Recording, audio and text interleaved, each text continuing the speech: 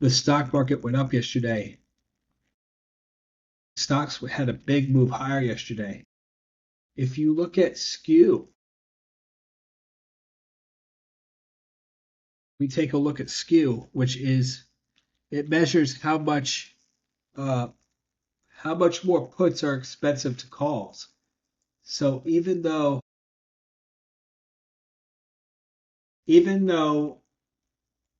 the stock market ripped higher yesterday, skew went high. Market participants that are getting long equities, but they're also hedging. And that is not usually the case when you get a big follow through day. When you get a big follow through day, you don't get hedging that goes with it. So I think the fact that you have this dynamic of hedging going on, constant hedging going on, with how the marketplace is seems like it's on its toes with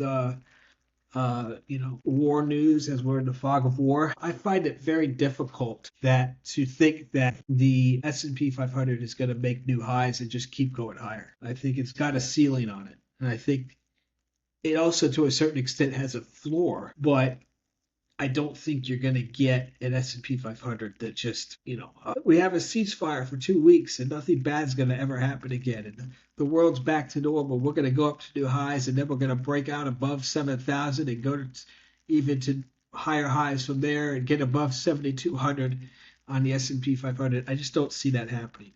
I see that we are still in a trading range and we're right back to that 68 level in this sideways range that we've been in since late September. This market's going to continue to frustrate the momentum breakout traders, the buy high, sell higher guys that are looking for uh, stocks to break out and just rip higher. I think they're very, a lot of momentum traders are like, oh, finally, we got a follow through day. Oh, finally, the market's, moving up higher. It's ripping higher. So we go up a little bit higher, we can get a breakout, and our favorite stocks can go up and go higher. We'll be good. We got a bottom. To go full circle, that's what Tom Lee. That's what kind of person he is.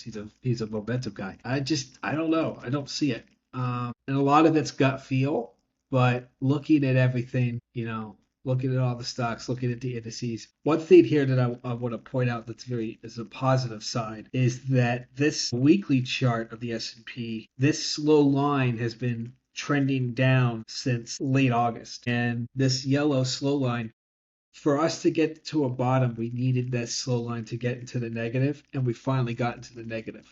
It would make sense that this slow line continues to go down to a much lower level around 125 or 110 or something like that, where it's been before, right around 120, negative 120 or so.